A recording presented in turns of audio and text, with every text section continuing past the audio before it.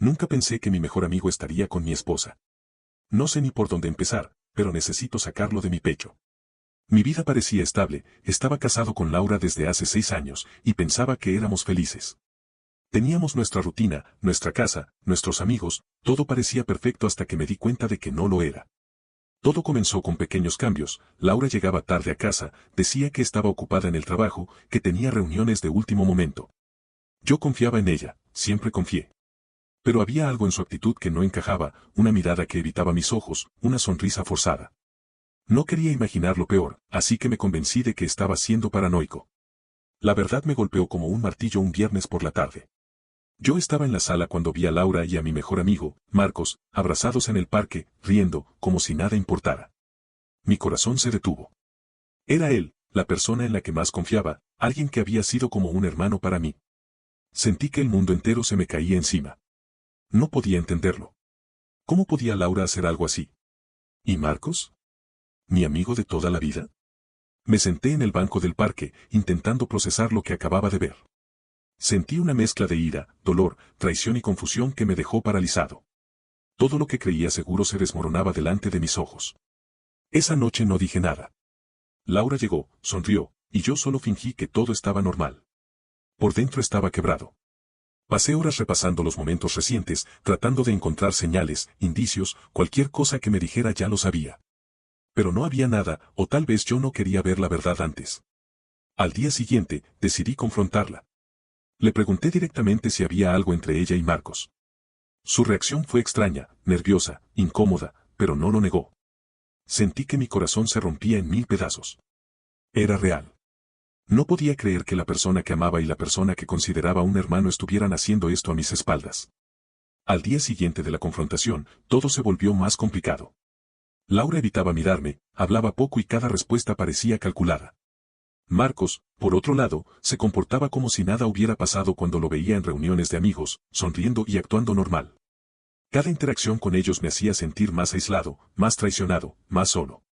Intenté hablar con Laura de nuevo, buscando explicaciones, buscando algún tipo de arrepentimiento genuino, pero todo parecía superficial. Me decía que no quería lastimarme, que no sabía cómo sucedió, que había sido un error, pero yo no podía verlo así. Para mí no era un error, era una traición consciente de la confianza que le había dado durante años.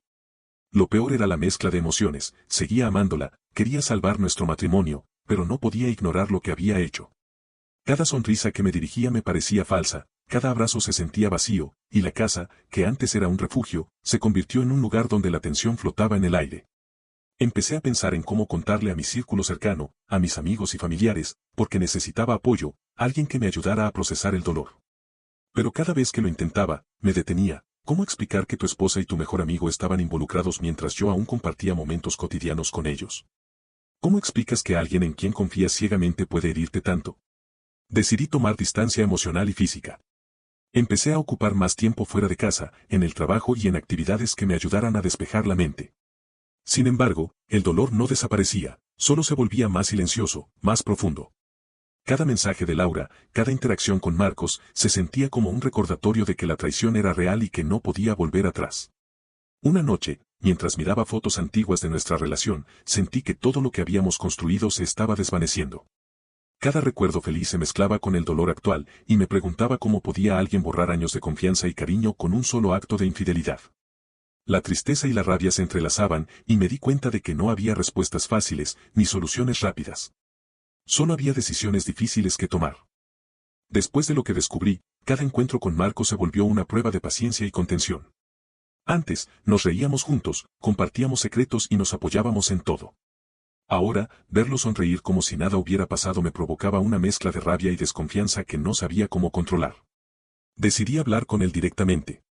Lo llamé a su casa un sábado por la tarde y le pedí que viniera. Cuando llegó, la tensión entre nosotros era palpable. Intenté mantener la calma, pero no pude evitar que mi voz temblara al preguntar, ¿cómo pudiste hacerlo? ¿Con Laura? ¿Conmigo? ¿Con mi confianza? Marcos no negó nada. Se sentó, bajó la mirada y dijo que no sabía cómo pasó, que no quería lastimarme, pero que los sentimientos habían surgido y no podía controlarlos. Esa declaración me dolió más que cualquier insulto. No se trataba solo de la relación física o emocional con Laura, sino de la traición a la amistad que creía inquebrantable. Sentí que me habían arrancado un pedazo de mi vida que nunca podría recuperar. Después de esa conversación, me di cuenta de que no podía seguir viendo a Marcos como antes. Evité reuniones sociales donde él estuviera presente y empecé a crear distancia para protegerme emocionalmente. Pero también sabía que la situación con Laura no podía ignorarse, vivir juntos después de esto requería conversaciones difíciles y límites claros. En casa, la tensión se intensificó. Cada gesto de Laura me recordaba lo que había sucedido, cómo miraba su teléfono, cómo se movía por la casa evitando el contacto visual, cómo parecía vivir en un mundo paralelo. Comencé a preguntarme si alguna vez podríamos reconstruir la confianza, o si todo esto era un punto de no retorno. Una noche, mientras intentaba dormir, me encontré haciendo un balance de mi vida, los años de matrimonio, la amistad traicionada, los recuerdos felices que ahora parecían huecos. Me di cuenta de que la infidelidad no solo destruía relaciones, destruía la percepción misma de quién eres, de en quién confías, y de cómo defines el amor y la lealtad. Y así, entre rabia, tristeza y confusión, comprendí que estaba en un momento decisivo, podía intentar salvar lo que quedaba, pero tendría que enfrentar la verdad completa.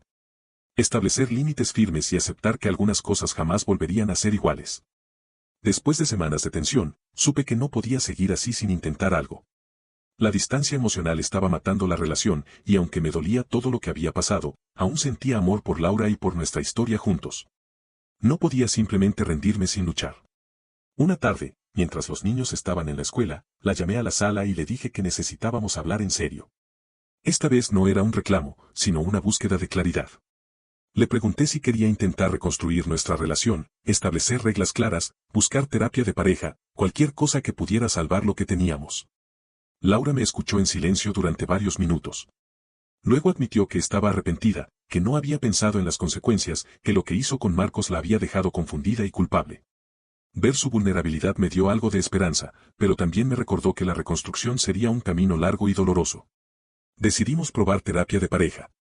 Cada sesión era intensa, lágrimas, confesiones, discusiones sobre límites, sobre confianza, sobre cómo manejar la presencia de Marcos en nuestras vidas. Aprendí que el perdón no significa olvidar, significa entender, aceptar y decidir si quieres seguir adelante pese al dolor. En casa, cada día era un desafío. Teníamos que fingir normalidad frente a los niños, pero también ser sinceros en nuestras conversaciones privadas. A veces Laura mostraba pequeños gestos de cariño, y yo intentaba corresponder, aunque la herida seguía abierta. La vida se volvió un equilibrio delicado, no podía avanzar demasiado rápido, pero tampoco podía quedarme estancado en la amargura. Lo más difícil era la confianza. Cada mensaje en el teléfono, cada llamada inesperada, me hacía sentir ansiedad y miedo. Pero también aprendí a comunicar mis emociones sin culpar ni atacar, algo que nunca había hecho antes. La honestidad brutal era dolorosa, pero necesaria. Poco a poco, comenzamos a reconstruir fragmentos de nuestra relación. No era lo mismo que antes, pero había momentos de cercanía que me recordaban por qué me enamoré de Laura en primer lugar. Aprendí que a veces el amor no es perfecto ni fácil, a veces es una decisión diaria de enfrentar el dolor, de trabajar en la relación y de proteger lo que más importa, nuestra familia. Justo cuando empezaba a sentir que había avances, los fantasmas del pasado comenzaron a aparecer. Cada vez que escuchaba el nombre de Marcos, mi corazón se tensaba, y cada recuerdo de lo que había sucedido con él y Laura me golpeaba como un recordatorio de que nada volvería a ser igual. Los encuentros sociales con amigos se volvieron difíciles. Marcos seguía apareciendo en reuniones, con su sonrisa tranquila y su actitud despreocupada, como si nada hubiera pasado. Cada vez que lo veía, sentía una mezcla de rabia y tristeza que me costaba controlar. No podía confrontarlo todo el tiempo, no quería crear escenas frente a nuestros amigos ni frente a mis hijos. Laura también parecía luchar con sus propios sentimientos. Había momentos en que intentaba acercarse, tocarme, hablarme de manera afectuosa, y yo respondía con cautela, consciente de que aún estaba lidiando con la traición. Era difícil diferenciar entre cariño genuino y culpa que intentaba compensar. La línea entre perdonar y olvidar era difusa, y cada día que pasaba sentía que la confianza se reconstruía lentamente, pero siempre con miedo de un retroceso. Los niños empezaron a notar que algo estaba cambiado. Hacían preguntas sobre la tristeza que a veces aparecía en nuestra casa, sobre discusiones que escuchaban de manera indirecta. Intenté protegerlos, pero no podía controlar todo. Aprendí que la infidelidad no solo afecta a los adultos, deja un rastro silencioso en todos los que dependen de ti. Una noche, mientras caminaba solo, recordé todos los momentos felices que habíamos tenido antes de la traición. Sonreí a pesar del dolor, porque también recordé que la vida continúa, que los errores existen, y que la decisión de seguir adelante es nuestra, no del pasado ni de quienes nos lastimaron. Fue un momento de claridad, podía elegir quedarme en la amargura, o podía intentar construir algo nuevo, aunque diferente, con las lecciones aprendidas y con el corazón más consciente de lo que significa confiar y amar. Ese pensamiento no eliminó el dolor, pero me dio fuerza para seguir. Sabía que el camino no sería fácil, que habría días difíciles y momentos de duda, pero también sabía que, si quería proteger mi familia y mi propia paz, tenía que enfrentar los problemas, no huir de ellos. La infidelidad había dejado cicatrices, pero también estaba enseñando lecciones que jamás habría aprendido de otra manera. Con el tiempo, empezamos a encontrar pequeños espacios de normalidad. No fue inmediato ni fácil, pero decidimos trabajar en nuestra relación de manera consciente. La terapia de pareja se convirtió en un lugar seguro para hablar sin miedo a juicios, donde Laura podía expresar su arrepentimiento y yo podía explicar cómo me sentía sin que surgieran discusiones destructivas. Establecimos límites claros. Marcos dejó de aparecer en eventos donde participábamos juntos y acordamos que cualquier contacto fuera estrictamente necesario y público. Esto ayudó a que mi ansiedad disminuyera, aunque todavía había momentos en que el recuerdo de su traición me golpeaba inesperadamente. Aprendí a reconocer esos sentimientos sin dejar que definieran cada interacción con Laura. En casa, tratamos de recuperar la confianza lentamente. Pequeños gestos, como compartir el desayuno juntos o hablar de planes familiares, se convirtieron en símbolos de esfuerzo y compromiso. No era lo mismo que antes, pero era algo tangible, un intento consciente de reconstruir lo que la infidelidad había fracturado. Los niños también notaron el cambio. Seguíamos siendo honestos con ellos sobre que los adultos a veces tienen problemas y deben resolverlos, pero evitábamos entrar en detalles dolorosos. Empezaron a relajarse un poco, y sus risas volvieron a llenar la casa. Sentí que, a pesar del daño, aún podíamos proteger su sensación de seguridad y amor. Yo también cambié. Aprendí a comunicar mis emociones sin esconderlas ni reprimirlas, a establecer límites con quienes podían lastimarme y a valorar la confianza como algo que se construye todos los días. La infidelidad de Laura me enseñó que amar no significa cegarme ante los errores, sino reconocerlos, aprender de ellos y decidir conscientemente si quiere seguir adelante. Había días difíciles, claro. Momentos de duda y de miedo a que todo volviera a repetirse. Pero también había días en que sentía que estábamos reconstruyendo algo más sólido y auténtico que antes. El camino no sería perfecto, pero entendí que el amor verdadero no se mide por la ausencia de errores, sino por la voluntad de enfrentarlos juntos y proteger lo que realmente importa. La familia y la confianza reconstruida paso a paso. Hoy, mirando hacia atrás, puedo ver lo lejos que hemos llegado. No diría que todo volvió a ser como antes, porque la infidelidad deja cicatrices que no desaparecen, pero sí hemos encontrado un nuevo equilibrio.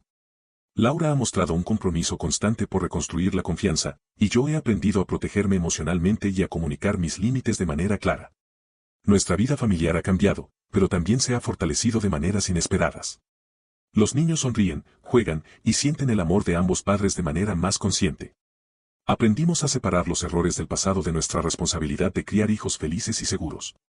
Esa fue, quizá, la lección más importante: el daño no tiene que definir el futuro si hay voluntad de reconstrucción. Marcos sigue fuera de nuestras vidas de forma definitiva. La amistad que alguna vez tuvimos murió con la traición, y aunque hubo dolor, también fue un recordatorio de que no todas las relaciones son eternas, y que debemos protegernos de quienes no respetan los lazos de confianza. Con Laura, los días buenos son valiosos y los días difíciles son inevitables, pero los enfrentamos juntos. Cada conversación honesta, cada gesto de cariño sincero, cada decisión de poner a la familia primero, es un paso hacia adelante. No es un final perfecto, pero es un final realista, uno donde aprendimos a ser más conscientes, más honestos y más resilientes. A veces todavía me detengo a pensar en lo que pasó y siento tristeza, rabia y miedo, pero ya no me paraliza. Ahora lo uso como recordatorio de lo que significa valorar la confianza, el amor y la familia. Aprendí que el perdón no borra el pasado, pero sí permite decidir cómo quieres vivir el presente y construir un futuro más sólido. Si algo he comprendido con toda esta experiencia, es que la vida sigue, incluso después de las traiciones más profundas. Las relaciones se reconstruyen a base de esfuerzo, honestidad y compromiso diario. No todo es perfecto ni mágico, pero cada pequeño paso cuenta, y cada día vivido con intención es un nuevo comienzo, con cicatrices, sí, pero también con esperanza.